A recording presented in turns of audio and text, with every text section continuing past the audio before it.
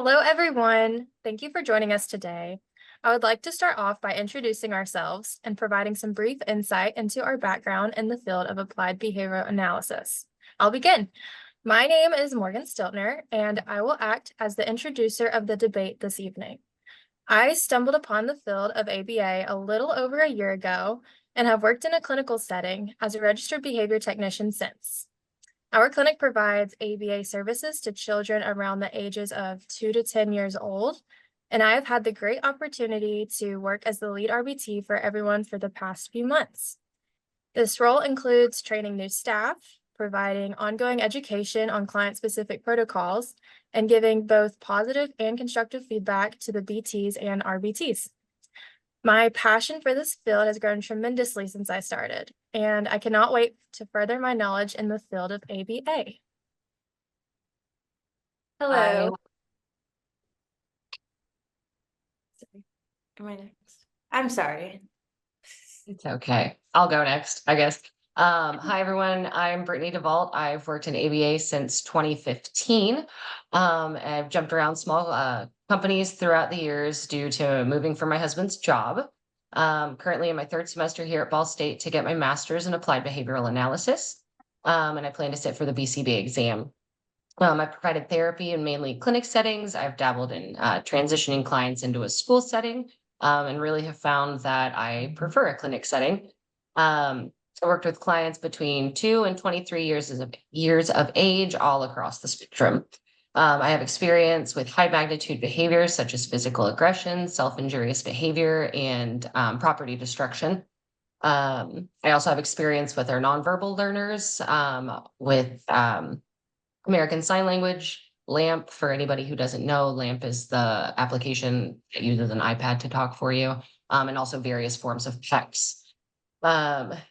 I've worked in settings where I have attended occupational speech, physical therapy, as well as feeding therapy. I found that very beneficial to understanding how an interdisciplinary team works. In my past 2 centers, I've had a lead behavior technician role where I train new hires and oversee them. And I have found that I absolutely love to do that and would love to continue training the next generation of great RBTs.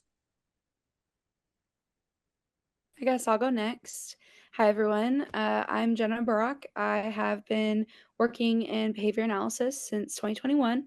I kind of got this job by accident. It was just something to do, and I fell in love with it. I've currently am working in rural Kentucky. We currently serve clients from 2 to 6 years old, but my experience is in anywhere from 2 years old to up to 16 years old. And I have also assisted in speech sessions and also feeding sessions with clients. And I found that that has really helped my understanding of how to collaborate and utilize behavioral skills in tandem with the other disciplines. I'm currently getting my master's in applied behavior analysis and here at Ball State, and I look forward to sitting for the BCBA exam and hopefully becoming a behavior analyst. And I will go next. My name is Vanessa Cornelius, and I am acting as the facilitator of this debate. I have worked in the field of ABA for roughly 2.5 years. I also kind of stumbled upon this job. I saw someone in a daycare setting providing ABA services, and that really intrigued me. Currently, I work in a clinic where I serve as the programmer and student analyst, of course. So I just kind of help out with the BCBAs and then modify any plans as needed, and then observe the other RBTs as well. And I have been collecting IOA data and stuff, so really just getting all of the training needed to become a BCBA. I've worked with clients as young as 2 and then as old as 20 years old, and then had behaviors ranging from super mild to severe, also including any like self-injurious behaviors, property destruction, and aggression.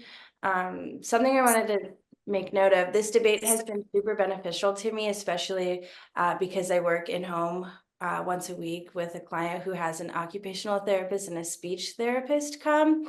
And I'm supervised by my BCBA like 2 hours of that session, but I'm still there having to collaborate with these other professionals. So this has really like helped me grow and like understand how important it is for the client's sake to be able to collaborate with other professionals. Hi, I'm Victoria Parrott. I will be the summarizer for the debate. I am currently in my master program in hopes of becoming a behavior consultant. I started my journey out early. I started working with people with disabilities when I was in high school. We had a classroom where we could go in and be like a peer tutor, and then we could just walk alongside them throughout the school day. And then I actually got hired at the high school once I graduated, and I worked there for 6 years. I gained a very strong knowledge towards the field. We had a lot of really aggressive behaviors that were very challenging day by day, but definitely taught me a lot. I switched to a residential facility as the community living house manager and QDP. So I basically just oversee the medical, housing, finances for 32 clients that live in the community. I have clients ranging from 8 years old to 72, and they have a range of disabilities. I do have experience with mild to severe behaviors and work with a team of people to help the client live their best life. I've attended many training courses within my company, and the most recent being Leadership Academy that I recently just graduated from. And my passion for this field grows daily, and I cannot wait to graduate and continue with my lifelong goals. Thank you for each of your thoughtful introductions. Now, our group will be conducting an informal debate on the topic of collaboration with other professionals in the field of applied behavioral analysis. The points we will be diving into include relevant BACB core principles and ethics codes, a brief background in ABA, the Broadhead model, the pros and cons of collaborating with other professionals, and some Q&As. Before discussing our topic, we would first like to introduce relevant core principles and ethics codes that apply to our debate. Our applicable core principles include the benefit of others and ensuring our own competence. Behavior analysts work to maximize benefits and do no harm by effectively and respectfully collaborating with others in the best interest of those with whom they work, and always place clients' interests first. When we ensure our competence as a BACB or a BCBA, behavior analysts ensure their competence by being aware of, working within, and continually evaluating the boundaries of our own competence. Thank you, Brittany. So in addition to the core principles, I'm going to discuss the 3 ethics codes we found to be the best fit for collaboration with other professionals. So it is 1.05, practicing within the scope of competence. And essentially that code explains that behavior analysts practice only within their identified scope of competence, and they engage in professional activities in new areas only after assessing and documenting appropriate study, training, and supervised experience, consulting, and co-treatment from professionals competent in the new area. Otherwise, they refer or transition services to an appropriate professional. The next code is 2.01, which is providing effective treatment. So behavior analysts prioritize clients' rights and needs in the service delivery. They provide services that are consistent with behavioral principles based on scientific evidence, and they're designed to maximize desired outcomes and protect all clients, stakeholders, supervisors, trainees, and research participants from harm. Behavior analysts implement non-behavioral services with clients only if they have the required documentation, formal training, and professional credentials to deliver such services. And then the final one is 2.1, which is collaborating with colleagues. So behavior analysts collaborate with colleagues from their own and other professions in the best interest of the clients and stakeholders. Behavior analysts address conflicts by compromising when possible and always prioritize the best interest of the client. We will also be documenting all actions taken in these circumstances and their eventual outcomes.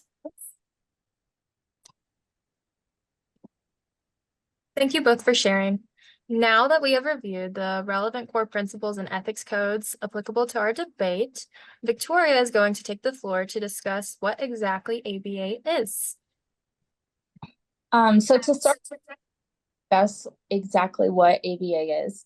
ABA is known as Applied Behavior Analysis, which is a scientific discipline that implements evidence-based interventions with the objective to improve socially significant targeted behaviors.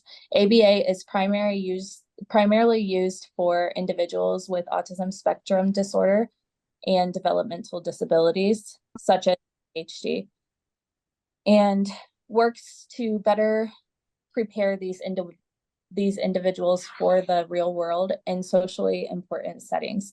Socially important settings include, but are not limited to, the ability to form friendships in the public, focusing and learning in school, as well as finding a place of employment. Each of these are inevitable situations that everyone encounters in life, and the ABA aids in equipping individuals with the tools necessary to provide so they can confidently face these challenges.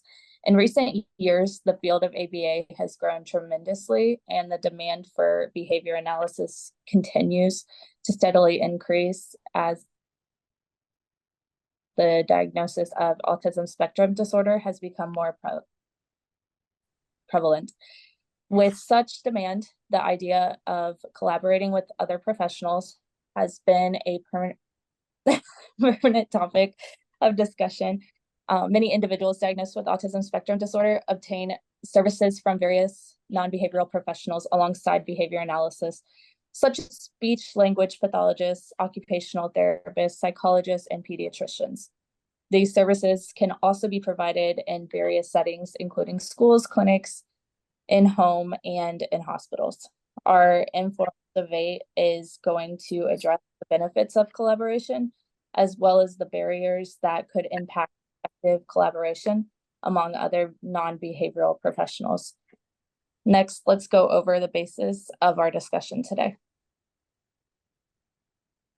Our debate topic is centered around an article written by Matthew T. Broadhead called Maintaining Professional Relationships in an Interdisciplinary Setting, Strategies for Navigating Non-Behavioral Treatment Recommendations for Individuals with Autism.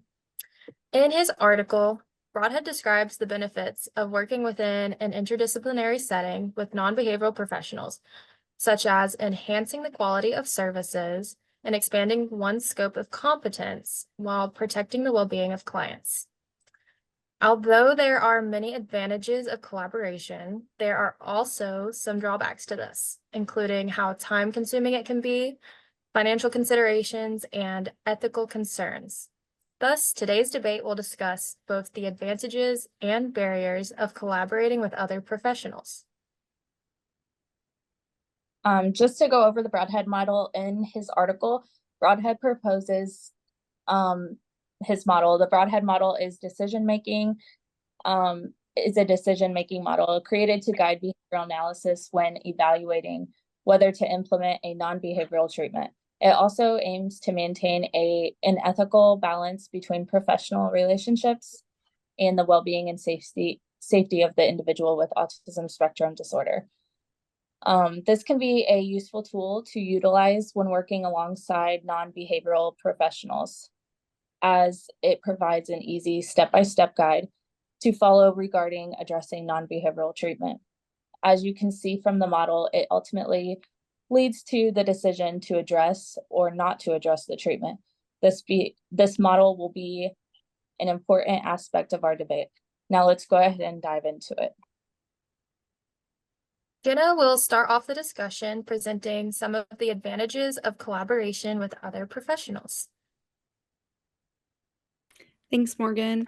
So, following the Broadhead model could lead to an increase in socially significant goals created across disciplines. So, this might look like a learner focusing on increasing vocal requests in replacement to maladaptive behaviors within the ABA therapy setting, but a speech therapist would be focusing maybe on the pronunciation of vocal requests, of those vocal requests. Maintaining scope of competence and practicing within our scope is pertinent to providing effective therapy.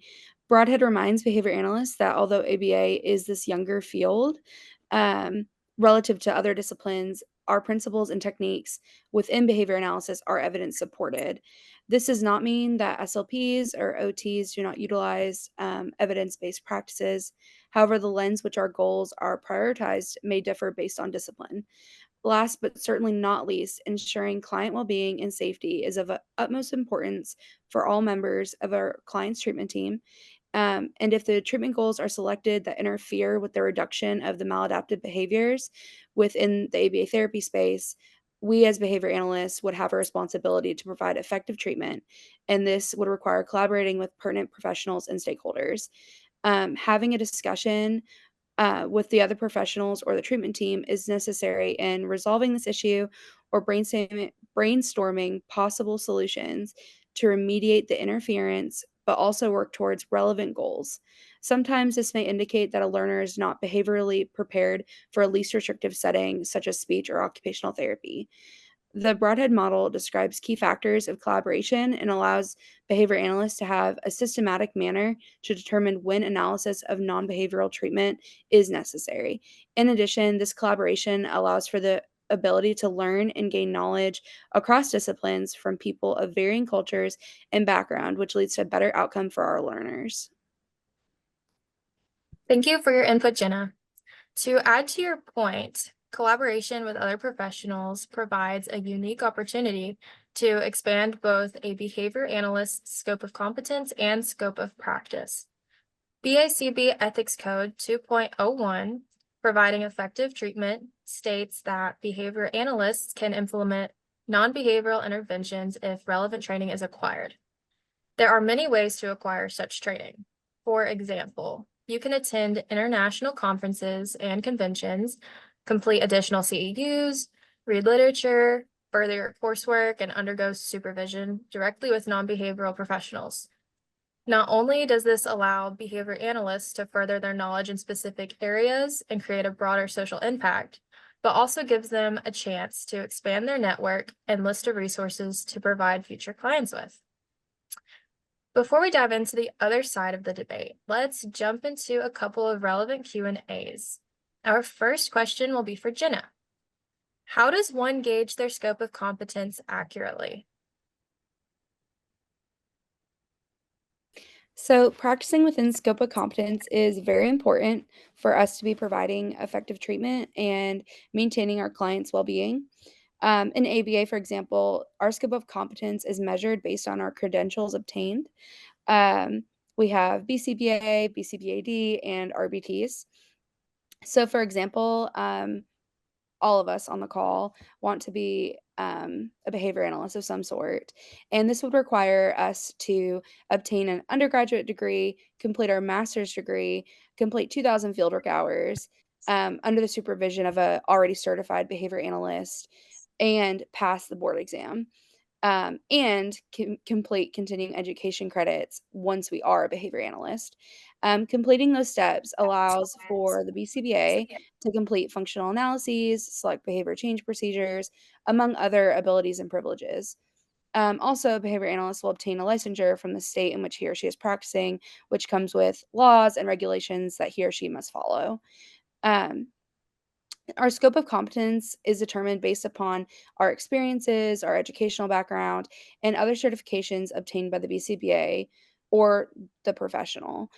If a BCBA does not have the additional training that is necessary in a certain area, he or she should obtain additional feedback from another professional, should look to obtain trainings, or look to complete any necessary degrees or other certifications required to administer that type of therapy. Thank you for your informative answer, Jenna. Our next question will go to Brittany.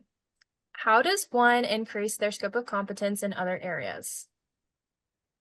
So I found a really good article by LeBlanc, the 2012 article by LeBlanc that identifies avenues to increase someone's scope of competence. So the first step is going to be finding the relevant material, literature, whatever that may be. This article referenced JABA, the Journal of Applied Behavioral Analysis. PsycInfo, PubMed literature is really good. Looking for relevant handbooks associated with the intervention that you are unfamiliar with. Another step will be finding professional groups that are associated with expanding your scope of competence, such as becoming a member of an association that's pertinent to the target intervention or audience. We're also pursuing extra training in other areas. One way that LeBlanc suggests is finding a mentor. One last avenue that is of utmost importance would be to identify any necessary credentialing you would need to obtain before doing expanding your scope of competence or considering doing a non-behavioral intervention. Make sure that you are credentialed appropriately. Thank you, Brittany. So we have heard about the benefits of collaborations with other professionals, but what about the obstacle it poses? Next, we will dive into hurdles associated when working with other professionals. Brittany, you may begin your side of the debate. Okay. So when working with other disciplines, our duty is to keep all of our stakeholders informed. We're looking at significant time commitment to coordinate services, funding concerns for continuous training or education. We're running the risk of ancillary therapies, possibly asking for BCBAs to adopt and implement their interventions. Also, ABA is a relatively young field as compared to PT, OT, ST. We'll see in the next couple of slides. So they have quite a bit more, let's be honest, they have quite a bit more research associated with them and a lot more time, trials, all of that to pick them up. So here we're talking about the time commitment and the funding concerns. So again, like I said, our duty is to keep all of our stakeholders informed. When other therapies occur during ABA services, there is a disruption to the typical flow of your therapy session, and it could detract away from the behavioral services that you're providing. This would force us as clinicians to not provide the best behavioral services that we can. As to the training and funding concerns, I'll touch on that in the next slide. Move that so we can see.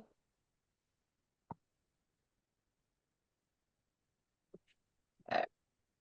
So now we're going to talk about the ancillary therapies that we touched upon before, the OT, PT, ST, and how ABA is a relatively younger field.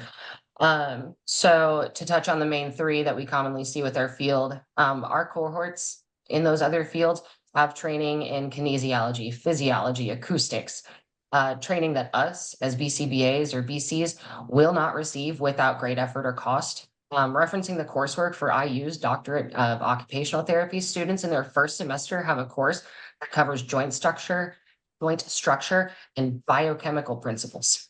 For Ball State's Master in Speech Pathology, their courses cover neurogenic disorders and audiology.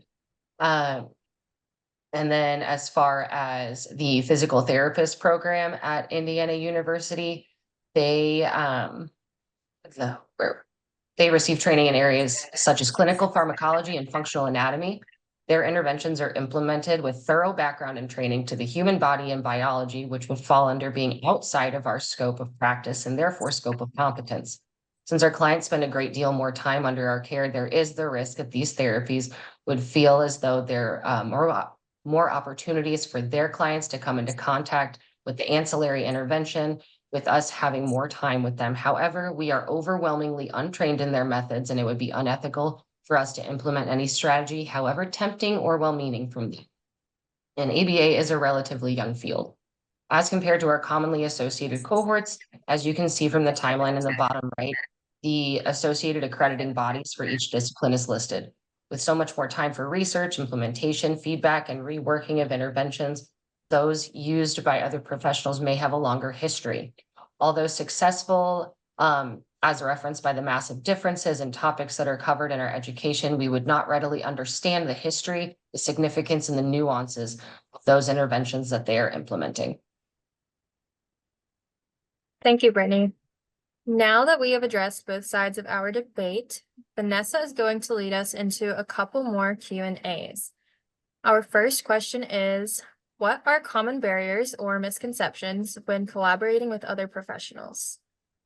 So I've highlighted 2 points for this question. One is lack of evidence-based practices, and then the second is interactions with others. So for lack of evidence with other professionals, a common misconception that affects successful collaboration with others was that BCBAs function or think like, oh, occupational therapists are not implementing evidence-based practices. But the rebuttal to that misconception is that occupational therapy, they have a discipline listing that outlines all of the services that they provide and how evidence-based practices are really important to them for their line of service. So moving forward, the interaction section, one barriers was that when BCBA is working with occupational therapists and speech therapists, there are often disagreements among them regarding treatment and then the goals that they are choosing. And then in addition to that, there's also disagreements regarding who believes they should focus on that specific deficit or intervention based upon their own previous knowledge or education. So they kind of like hit heads there. I did find an article by Welch and Poljaco in 2016. They discussed professionals outside of ABA viewing it out as a service where we just place instructions or demands rather than being the specific evidence-based practice that we implement. And then other professionals outside of ABA, they believe that we do not plan to have skills generalized and that it's not client-based. However, that is just inaccurate, or it serves as a barrier, which kind of makes it hard to collaborate with other professionals. Thank you, Vanessa. The next question for you is, how can you improve collaboration for optimal outcomes? So I found another article, and this is by Giskweski and others from 2001. They offered insight into collaborating with other professionals, and they suggested actually abiding by the ethical codes of the respective disciplines. So looking at occupational therapists' ethical codes and then speech pathologists as well. They specifically discussed BCBAs working with occupational therapists and explained that both fields have stressed the actual need for using evidence-based practices. And then moving forward, to ensure that the best outcome is achieved, all of the professionals that collaborate together must keep clients as their main priority and then avoid harm at all cost, of course. And then the last thing I wanted to touch base on, which I think is extremely important, is being able to communicate. That was such a big factor in collaboration with other professionals. So the same article recommended evaluating the interventions proposed as necessary, also including the review of evidence based around those interventions that are proposed, and then communicating with the other professionals in the field whenever changes are made, whenever discontinuation of a specific intervention is no longer being implemented, as it aids in providing the best outcome for the client at all times. Thank you again, Vanessa. Now that we have addressed both the pros and cons of collaboration with other professionals within the field of ABA, as well as addressed relevant Q&As, let's conduct a group vote. Vanessa, you can go first. What will your vote be? I am pro Broadhead. Thank you. Brittany, you can go next. Okay, thank you. Jenna? I am pro Broadhead. Thank you. And Victoria, you may go ahead. I'm pro Broadhead. Thank you. As for my vote, I will also side with pro Broadhead. Now that we have each agreed upon, now that we have each agreed that pro Broadhead is the winning side of our group debate, Brittany will wrap up our discussion by providing a conclusion.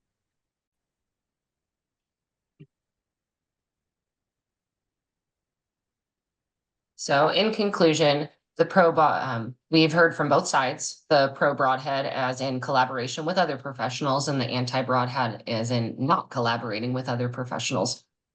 We've heard from the pro Broadhead side about meeting a wider array of needs for our clients that aids in expanding the competency of us as behavioral analysts. On the anti Broadhead side, we see that there are significant obstacles in place, such as extra time commitments and funding that a BCBA might not have access to. And the chance of other therapies in goodwill, asking that BCBAs adopt the ancillary interventions, considering that we spend so much more time with our clients. We've heard the votes from the current debate and have concluded that although there are hurdles, a collaborative approach to client treatment is best, as it will ultimately meet board needs. We will give the audience time to see our references. And with that, thank you for watching our debate, and we wish you have a good day.